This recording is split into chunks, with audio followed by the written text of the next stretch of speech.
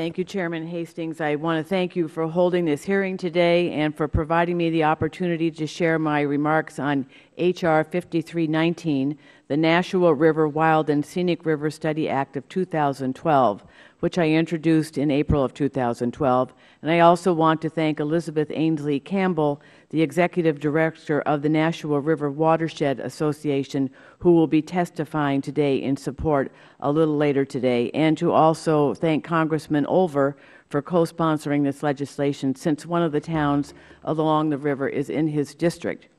The history and development of the towns and cities in the 5th District of Massachusetts has been defined by the many rivers that course through these unique communities, from the mighty Merrimack River that supported the birth of the Industrial Revolution in Lowell to the Concord River, where a famous shot was heard round the world. Our rivers continue to play an important role in connecting our communities. But time and development have not always been kind to these rivers. Beginning in the 1700s and continuing to just a few decades ago, paper, shoe, and textile factories were constructed along the Nashua River and many other rivers in the area. The powerful currents of the rivers powered the factories and made their success possible. But at the same time, the factories were releasing industrial waste right back into the river, polluting the very source of their success. But in the mid-1960s, the Nashua River was one of the most polluted rivers in the nation.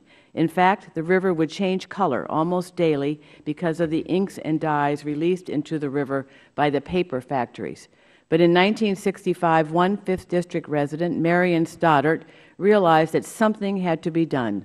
Ms. Stoddart formed the Nashua River Cleanup Committee to work toward cleaning up the river and protecting the land along its banks. Thanks to her work and the continued work of the Nashua River Watershed Association, the Nashua River has come a long way. Pollution from the mills has been cleaned up, new sewage treatment plants now keep sewage out of the river, and more than 8,000 acres of land and 85 miles of greenway along the riverbanks have been permanently conserved.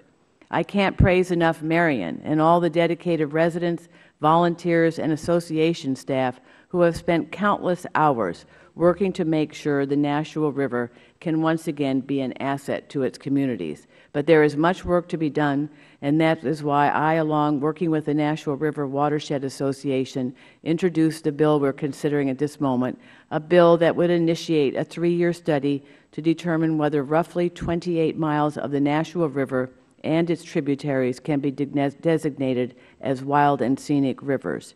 This study will allow the National Park, the Watershed Association, and local governments and stakeholders to work together to form a plan to protect the river and make sure that it remains a great place for canoeing, fishing, and enjoying the great outdoors.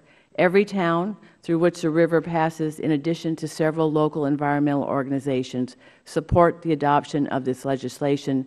And with your permission, Mr. Chairman, I'd like to submit their letters for the record. Without objection, it will be part of the record.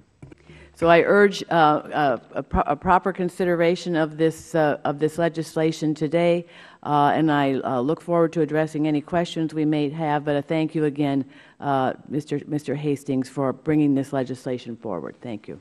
Gentlelady yields back. Thank you for your statement. I know Ms.